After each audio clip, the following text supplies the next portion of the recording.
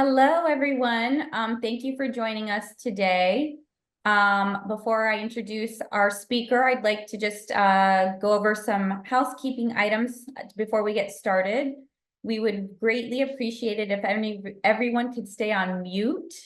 The speaker has requested to hold all questions until the end of his presentation. His presentation will be about 30 minutes long, giving a great amount of time for discussion, questions, and chat. If you would like to come on camera for this, that portion, just let me know and we'll go ahead and, unmute you. So to get started, good morning. Welcome to our pretty much monthly webinar on IIH related topics. My name is Edith. I'm a physician assistant and a contributor to IIH-Hub. Today, we chose a speaker because we had an overwhelming response from our IIH Awareness Month last month, in which people were very interested in lifestyle questions and how to get through these terrible, grueling symptoms of headaches and fatigue and brain fog. So today, we chose Mr. Dan MacQueen. We felt his story was perfect to share with us because it's a story of resilience and how he took his medical journey and used it as fuel to now be an advocate and a motivational speaker. He has now developed a talk that is about brain hacks, and we really thought it would apply greatly to our community of IIH patients. So I'm going to go ahead and turn over the camera and the mic to Mr. Dan MacQueen. Welcome, and we're very excited to have you today. Edith, thank you so much for having me. I'm just going to share my screen. Can you please let me know when you can see it? Yes, I'll let you know. All right. Perfect. Running wild. Okay, thank you. Let me just get the chat up here if I can. 1 second. We've got some interactive questions, so I want to make sure that I'm... So first of all, thank you so much for having me on the call today. If you could all throw in the chat, where are you dialing in from today? I would love to know. Throw it in the chat. Let us know where you're coming in from today.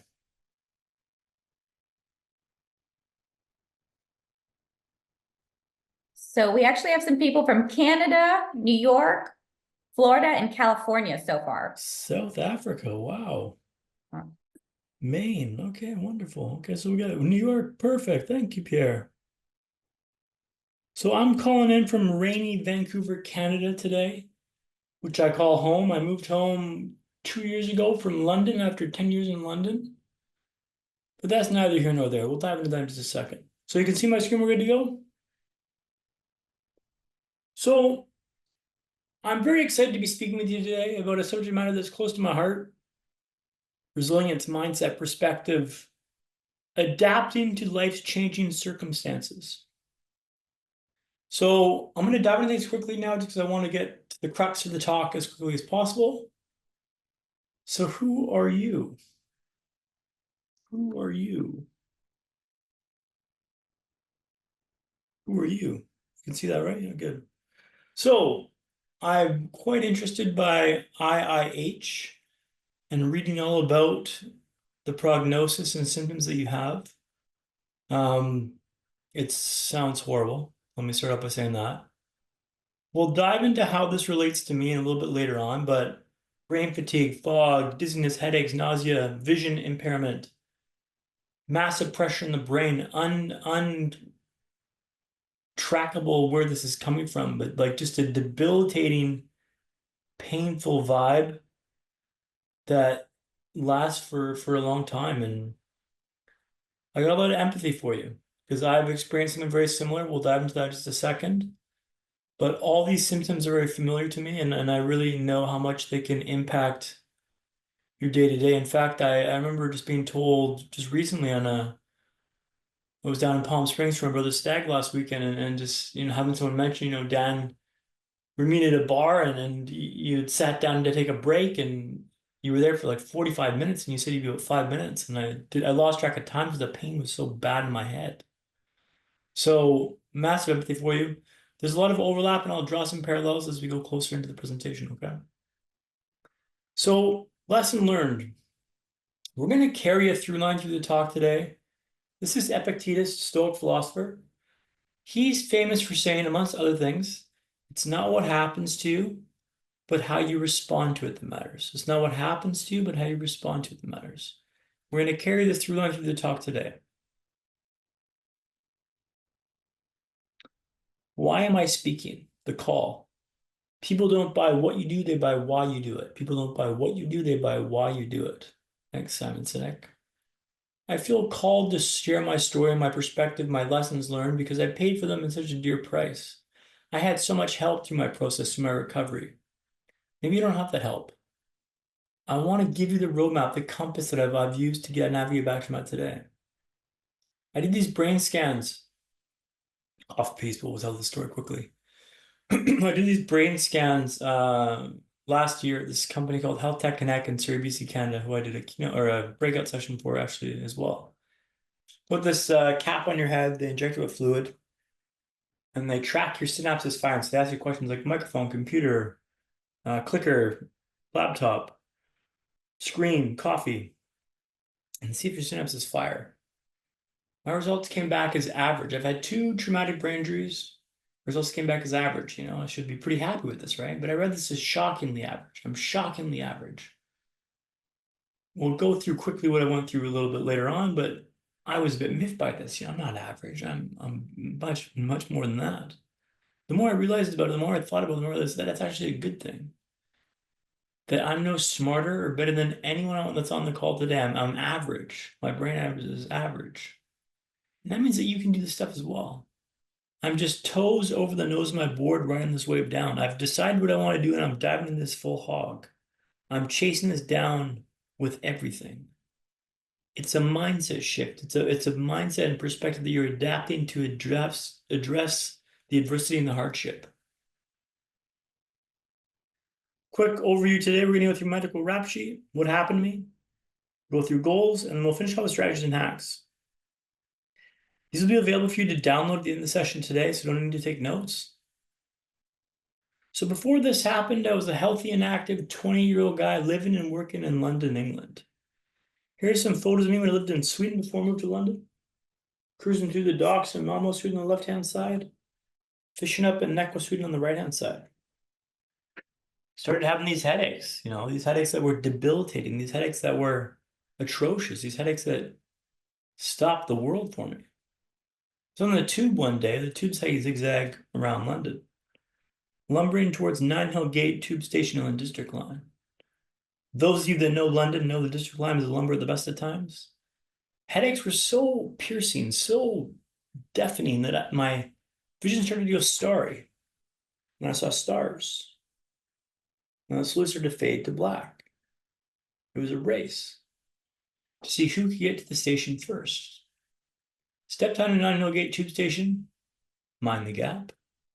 And the curtain fell. The lights went out. I was blind. I couldn't see. Now throw it in the chat.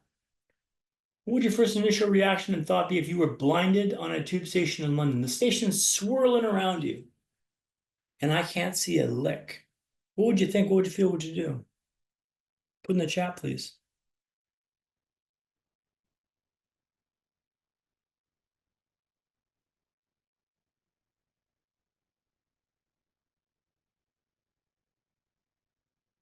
I'm not getting any of the chat coming through on my side. I'm not sure if I'm missing something here.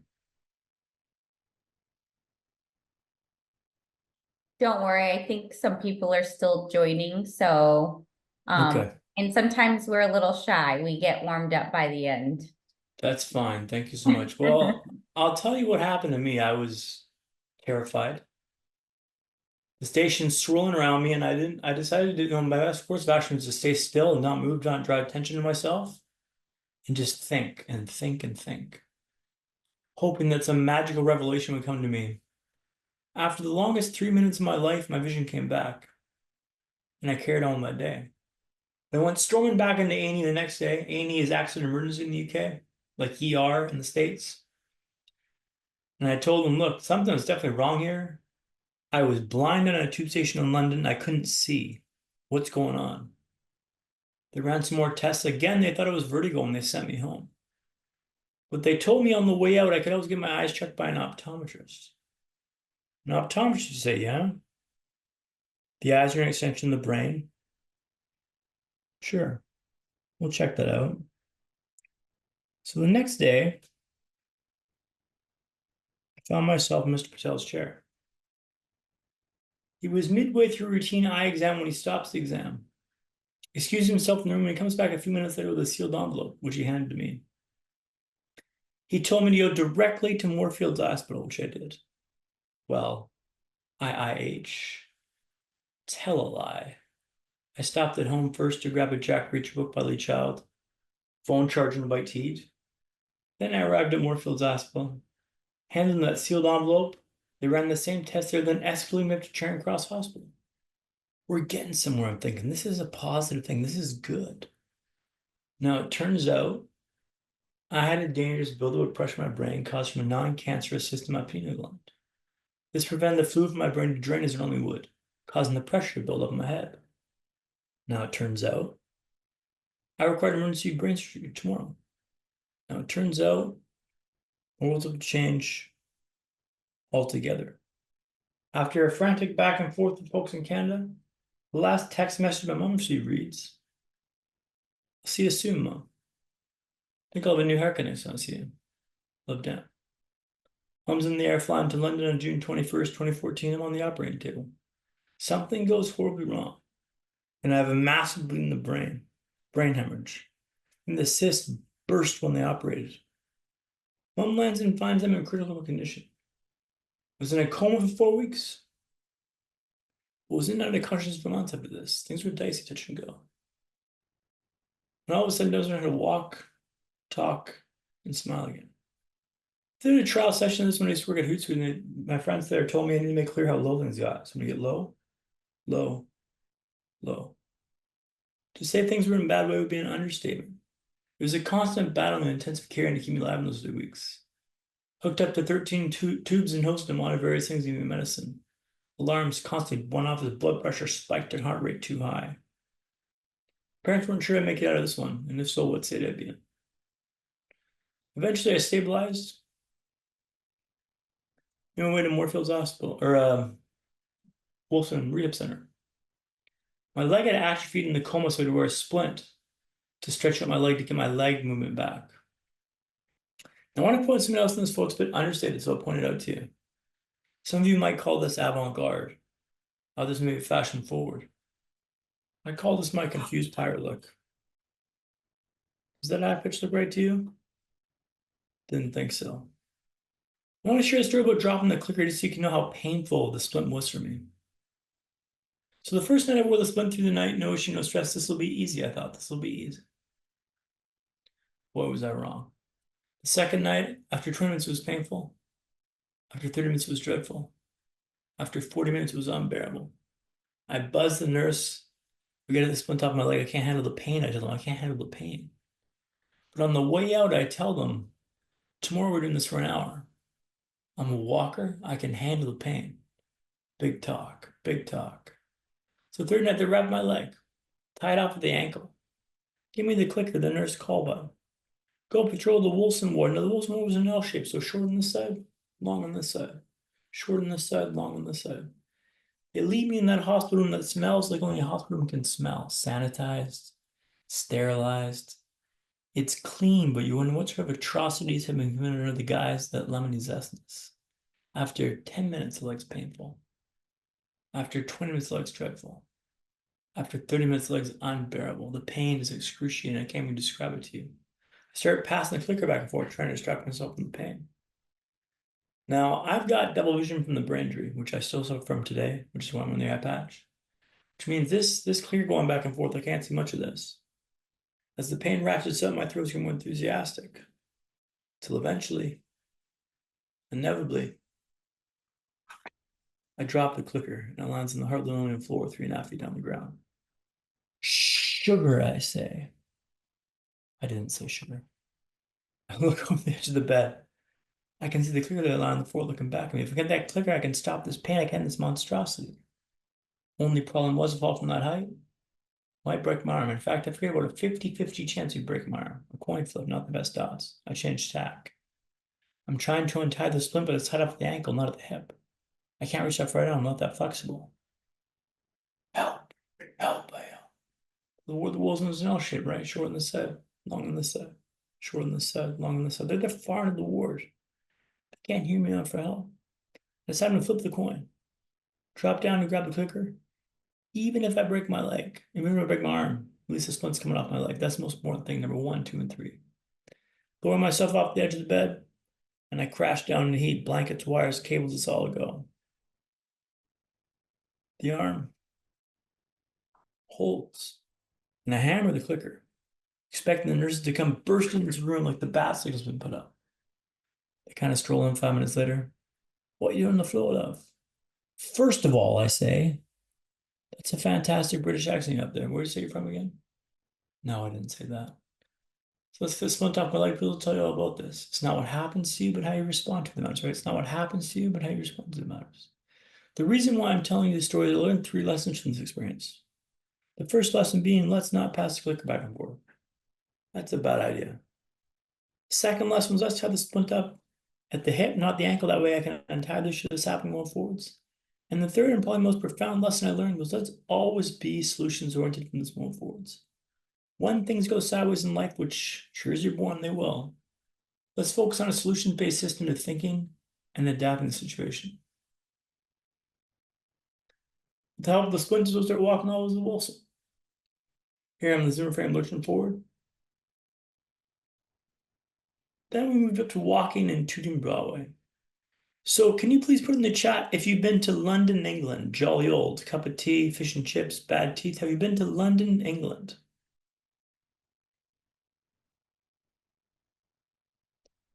Let's get a bit more bespoke.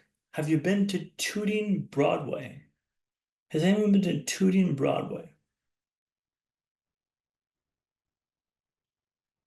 Let me set the scene for everyone here. Tooting Broadway is an area in South London, an area they call up and coming. Think loud sirens, drugs, gangs. It's dirty, it's hectic, and boy, it's busy. Walk with a cane and walk with an eye patch. After 4 months in a wheelchair, I'm literally Bambi on ice. I turn the corner to walk on High Street for the first time, immediately get slammed into by someone. I stagger back a few feet. Someone scurries past me on the right-hand side. I thought I was done with the rats. Someone had been stabbed on the sidewalk over here. I'm thinking, this is a pretty wild place to learn how to walk. After a few days of this, I was thinking, this is the worst place to learn how to walk in the world. Can't they see I'm trying to walk here? Can't they see I'm trying? Then one day my perspective shifted. If this isn't the worst place to learn how to walk in the world, if this is the best, if I can walk here, I can walk anywhere. And Tooting Broadway didn't change, right? It went from the worst to the best in my mind. My mood reflected that. What are you looking at in your life you're convinced is the worst? Convinced is the absolute worst. Hey, maybe it is. Maybe you can find a way to turn down the suck a little bit, shift that perspective a little bit. Iron Mike Tyson famously said, everyone's got a plan until they get punched in the mouth. Now, your punch may not be a brain hemorrhage, right? Facts. Will be a job loss, a breakup, a diagnosis for you or a loved one. You will take that punch in the mouth. I respond. I'm offering a compass, not a map, but a compass that always points towards true north. We look at things like mindset, perspective, and hacks. Hacks that allow you and your team to be better than yesterday and tomorrow. My name's Dan MacQueen, and the reason why I told you that story about walking Tooting Broadway is when you change the way you look at the world will get changes. And you don't need a brain hemorrhage to understand that. I read this quote by Dale Carnegie. Again, mindset shift here, right? Feeling sorry for yourself in your present condition, it's not only a waste of energy, but the worst habit you could possibly have. Mindset shift here, mindset shift here.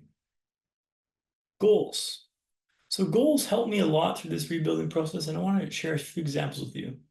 The first goals I used were about getting in the wheelchair a bit faster than the day before. So 45 minutes for 1 week, then 40, then 35, week after that, then 30, then 25, then 20. It was arduous, difficult. The grinding in the wheelchair was my whole body aching. Every muscle seemed like it was firing and hadn't been used in months.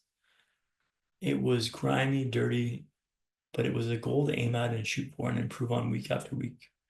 Better than yesterday is what I say in my mindset shift, and better than yesterday is what I used to get in the wheelchair. I want to share a story about stairway to habit. So I've been in Wolfson Rehab Center for 3 months, when a chance for a home visit came up. I haven't been home about 5 months.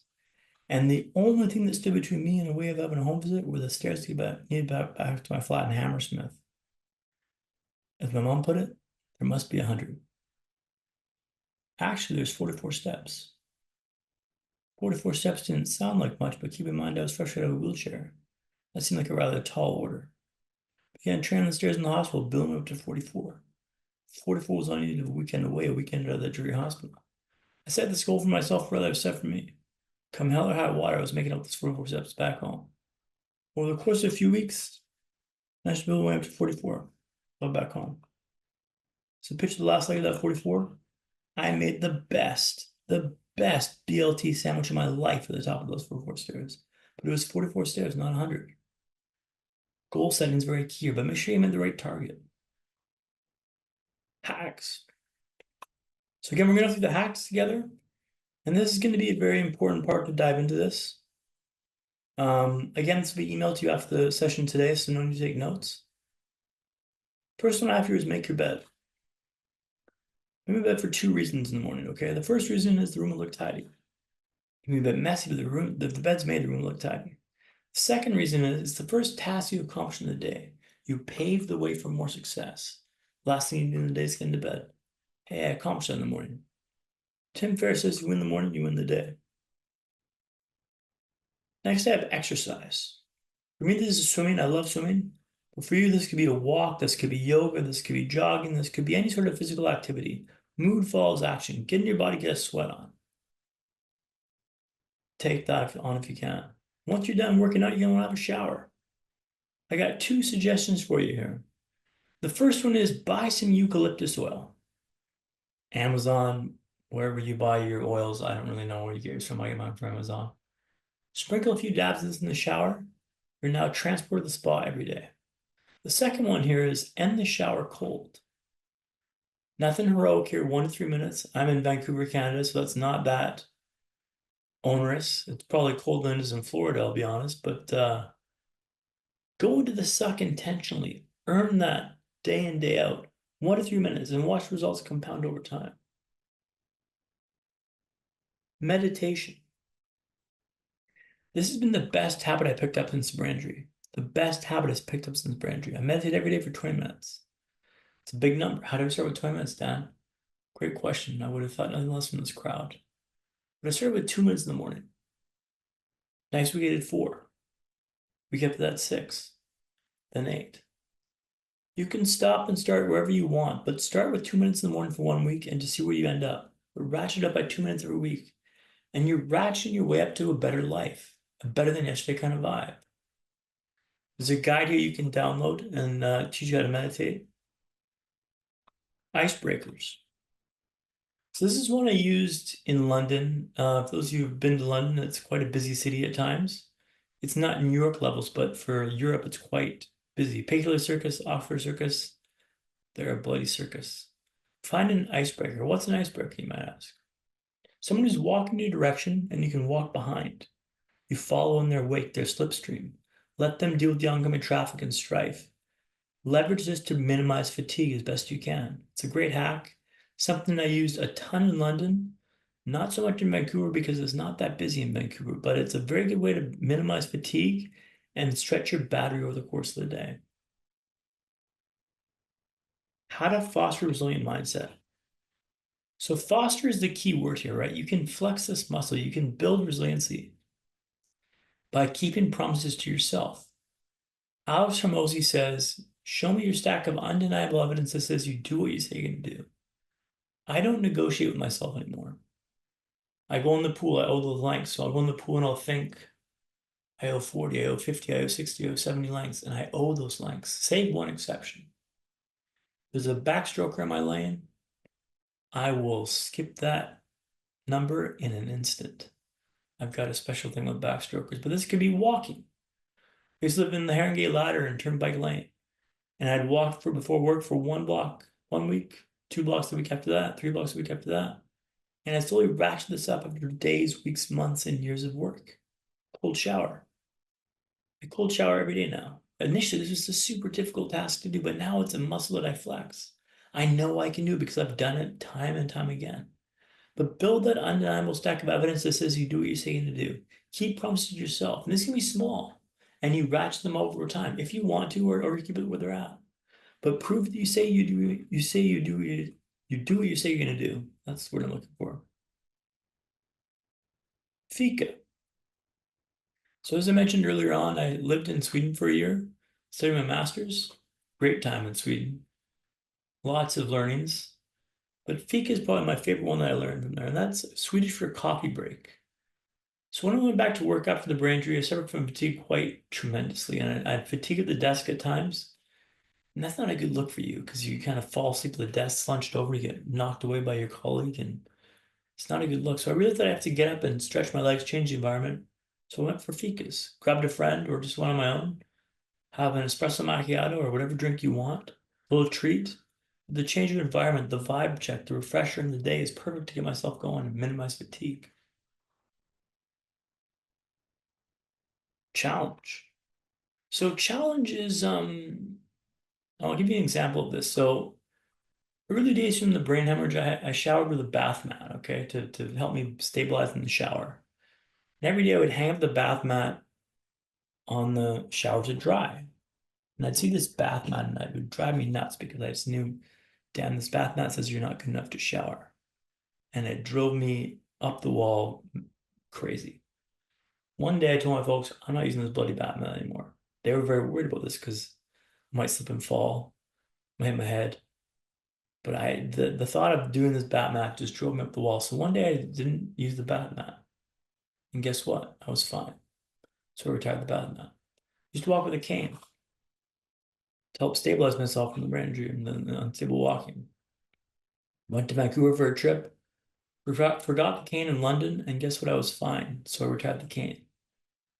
Used to wear a contact lens all the time instead of the eye patch, a little less intrusive, a little less aggressive. I went to safari in South Africa. I thought dust and dirt would get in my eyes, so I retired the contact lens, and I was fine. Challenge is about pushing your boundaries. Now, don't make this seem like this is like a blank check to try ridiculous things and fail. But only by stretching the boundaries of what you can do and what you can't do, you realize where your actual limitations rest. Only by challenging did I figure out where I could level up and be. And I think that challenge is a very important part of your life and something that no one can decide but yourself. Where do you think you can push your boundaries for? Because I knew, like, going back to the wheelchair effort, they were saying, oh, Dan, you're trying so hard here. It's like, well, I could make it look like I was trying hard, but deep down I knew I wasn't trying hard enough. And it would kind of eat at me to know that they were praising me for stuff that maybe I could have tried harder at. Only by challenging do you know that you can stretch the boundaries and push yourself past your limitations you experience. There we go. Momentum. Momentum is one of the best hacks I've got, actually. I've got two types of momentum. The first one is swallow the hairy frog. Seems a bit ridiculous. I'll dive into the story behind that just now. I used to swim Monday mornings for work, which meant I had to get up ungodly hour. I think 5 a.m. I would get up and I'd go swim some lengths. Not a lot, but enough to get into my body and get a sweat on and get energized and vitalized for the week. Taking the lift down with my HR manager on Monday after work. She goes, like, Dan, what are these bags for? And I go, well, I swam before work this morning. She goes, oh, you swallowed the hairy frog. And I go, sorry, what's this? Oh, you swallowed the hairy frog. And I go, that's not a thing. So Harry the dog, drinking after a bender, and swallowing the frog are two expressions just combined to swallow the hairy frog. But if you had to swallow a frog, you would swallow it first thing in the morning. Take that out of the day so it's not looming over you the whole day. The swallow the hairy frog is swimming before work on Monday mornings. This is diving into the deep end. Before you know it, you're halfway done. Every Monday would be a success because I did that. And I knew that no matter what happened the day, I've got that swim under my belt already. That's helpful. That's the first one. Second momentum is building blocks. This is super crucial and something I think can really help your group. This is stacking stuff on top of each other. So get home from work, or sit down and take a load off. I throw a load of laundry in. I get dinner on the boil. I keep the wheel spinning. To keep it tending something is a lot easier than starting from a dead stop. But if you keep it rolling, You can stack stuff on top of each other and get a tremendous amount of stuff done. It's a phenomenal hack. Momentum. Now, I'd like you all to take out your phones, please. Scan this QR code. I'd love to get some feedback on the talk today. I'll give you 3 minutes to complete this. If you do so, you'll get a copy of my slides emailed to you. Better than yesterday, something I don't just talk about, I want to be about it. Presentations like this help me understand what lands with the audience, what can be tightened up, what can be improved. If you email this, I'll email the deck after this, and I'll dive into my final story at the end of the session after this 3 minutes here. So I'll give you 3 minutes now. Please put in the chat when you're done, and I can dive into the final story. We'll just take a pause there. 3 minutes, please. Thank you. Thank you. And while we're letting everyone provide feedback, we had some really great comments from some people I'd like to read to you. Please. When you were talking about, starting your day off right and having a routine, Angie wrote, I'm currently relearning to walk and many other things. I have discovered I am more resourceful than I thought. Following a routine and schedule helps me tons. That's phenomenal. That's a great bit of feedback and something that's super crucial. My morning routine is crucial for me, and I start every day the same way to flex that muscle and just reduce the amount of thinking I need to do, right? Like, if you can limit the amount of thinking you have to do day in, day out, you can do a lot more and accomplish more in your vibe. It's a great bit of feedback. Thank you, Edith. Any other comments? Yes, actually, when you were describing the headache that you had on in the tube, Lorado said, I know exactly the headache you were referring to. I experienced it right before I had a stroke due to preeclampsia. I can't even describe to you the pain in my head, and it's something that your group deals with day in, day out. And I couldn't function. I couldn't do anything. I remember just being totally helpless to do anything and just wait for this wave of blindness to come on past me. And to be fair, I didn't know the blindness was going to go away. I thought this could be my new reality. 3 minutes was a long time to be blind. It was terrifying. Is there Yeah. one more comment in there, Edith?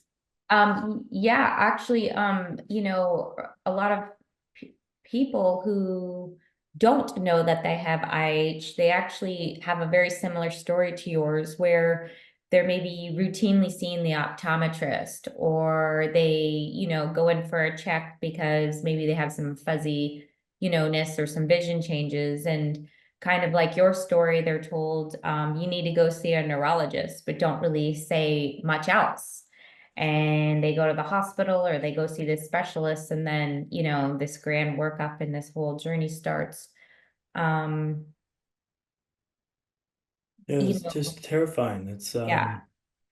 So the ophthalmologist is the one who caught this, and he let this drop twice. So, a bit of a ball drop, but they did save my life a few times afterwards. So I can't hold too much of a candle to that, but get your eyes checked. It's a phenomenal way to get it done, excuse me, and that's a great way to kind of put that behind you and these rest at ease. But like, eye checks are great. The optometrist saved my life. I went back to see him afterwards. That photo we got there was after the brain hemorrhage. You can see the eye patch on my eye. And I just thanked him for like, hey, thanks for saving my life. It's very rare that you get to do that to someone. Well, I've done that a few times to be fair, but it's kind of nice to do that and just watch him lighten up and just embrace that, which is pretty cool.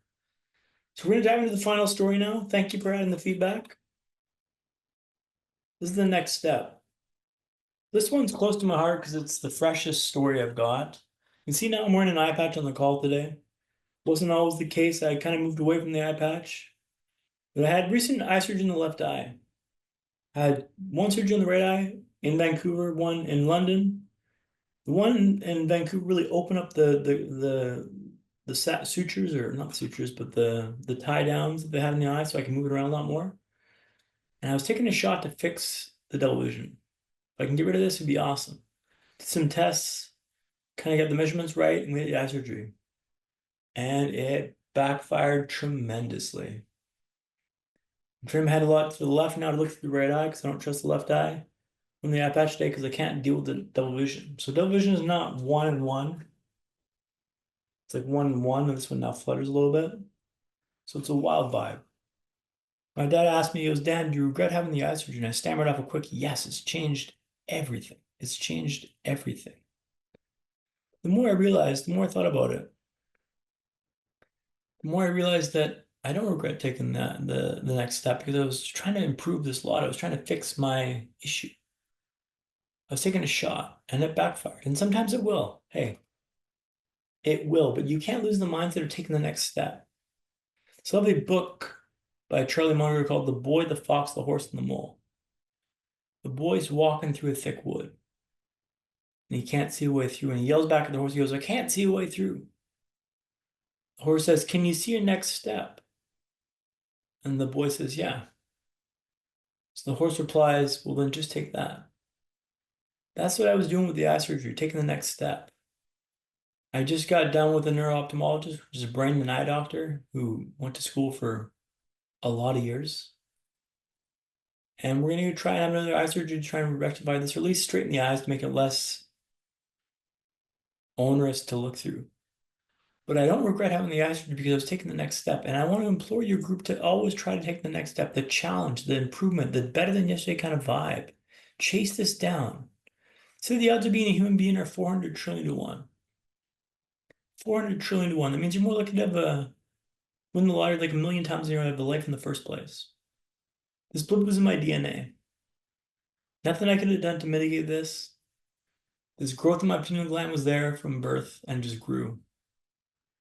I can't wish it didn't happen because I wouldn't be me. I'm me because this happened. So you get to do this.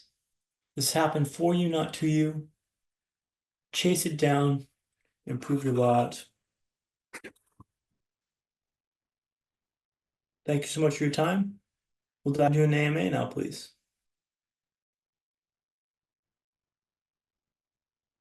Thank you very much from all of us. It's truly inspiring. Your words and your story and your resilience really is, if I had to pick one word for you. I hope that, the community feels the same that we do. I don't have IIH myself personally, but your story even hits home for me in many of facets of life. So I really truly appreciate your positivity and your take on all of this, because some people, get depressed, they don't come out of depression, they stay in the wheelchair, they don't push themselves, and you know, that's okay too, but it's really incredible to hear that you kept taking that step forward, not knowing what the next step would be. Well, thank you, Edith. I appreciate your kind words, and let me be very frank and say, like, you get to do this, and everyone's got their own struggles and tribulations, and it's difficult and it sucks. Like, I know. I'm not saying it's easy, but it's simple. It's not easy, but it's simple. It's simple to decide I want to walk again. I want to do this, like, and just dive into that. It's simple to decide that, but not easy to do. It's not going to be easy, and the road's not going to get easier off the hop. It's going to take work, day in, day out, days, weeks, months, and years. They compound over time. But pay that bill for resiliency and watch the world conspire to make you successful. I want you to leave here inspired, to try something new, to challenge yourself within reason, of course, but challenge yourself, preconceived notions, avoid that woe's me vibe. You get to do this, okay? Are there any questions from the chat you'd like to address? Yes, one really good question I have from Mr. Barak. He says, my one eye only works about 2%, so it's kind of like wearing a patch. In fact, he has also worn a patch at times. What tricks do you have for handling close depth perception? Like, for example, pouring a glass of wine for a friend. Yeah, that's a good one. Trial and error. I've spilled water a lot of times. I I can't always see the pavement. I'm marching hard. And I fail and I fall. I fall down sometimes, get a bait. Like I'm trying again and again and again until I cauterize this. There's no simple hack to address that issue specifically. And to be fair, my vision is not I have nearsightedness, which means I can't see far away. I can see close up okay. But by trying again and again and again, you'll figure out what works. And that's tough to do because when when you're a bit older in age, or, I'm in my 30s now, and like failing your 30s sucks, failing your 40s sucks, failing your 50s sucks, but like that's how you get better, by trying. I say try, that's the most important bit. Try, that's the most important bit. So I would encourage you to try and spill that water, spill that wine, and just get better day in, day out. But keep trying, keep pouring the glass of wine. I appreciate your perspective. Thank you for that. And one person wanted to know today, what are your symptoms? What do you experience on a day-to-day basis? Fatigue's a big one. I sleep is my number one, two, and three. With the brain injury, you get like fatigue quite easily. Same with IIH. So I really monitor my sleep, and I use a Whoop strap for that. So like a Whoop strap's like a wearable you can get, and I track how I rest and recover. And I build my day around that. So if I sleep poorly, I'll punt everything, like gym, working out, and exercise. I'll negate it because I know that sleep is the most important thing. Also a bit impulsive, direct. The filter's not there where it should be at times, but I'm learning and I'm trying this out. And if you own your mistakes, like look, I screwed up. I shouldn't have said that. Like own your stuff, but try. Only by trying can you improve it. Only by challenging it can you improve it. So symptoms are there, and they're going to be for life. Like they're not going to go away. I can mitigate them now as best I can with meditation, with fika breaks, with taking naps in the day. I take a nap every day for an hour, which is a bit bougie, but like if I don't do that, I'm not as good as I could be. And better than yesterday is what I'm chasing down day in, day out. It's a great question. Thank you, Edith. Thank you. And we did add on our chat, if you would like to follow Dan on his Twitter X or Instagram, we've added these links and his website. We are so grateful for your time and being so transparent and giving these hacks to our community. And we appreciate you sharing your slide deck, which you will email to the people who provided feedback and through your, social media platforms. One last question from Brock is, I imagine a number of people on this chat, especially those early in their IH journey, and feel free to chime in, whoever's on now, if this is true or not, might want to wait on hacks until they find out where their prognosis is. What are your thoughts on doing hacks early? So, our community is a little different because some people never officially get diagnosed. We just presume they have it because sometimes imaging doesn't show it, or sometimes their lumbar puncture doesn't have a high pressure. But for you, what are your thoughts on doing hacks early? Yes, try them early. Hacks are not like these hacks they've given you of this like stuff that worked for me, but they can be different for you. But they're just ways to improve your life and to streamline success. Like I've got hacks for days now. It's like to streamline my life.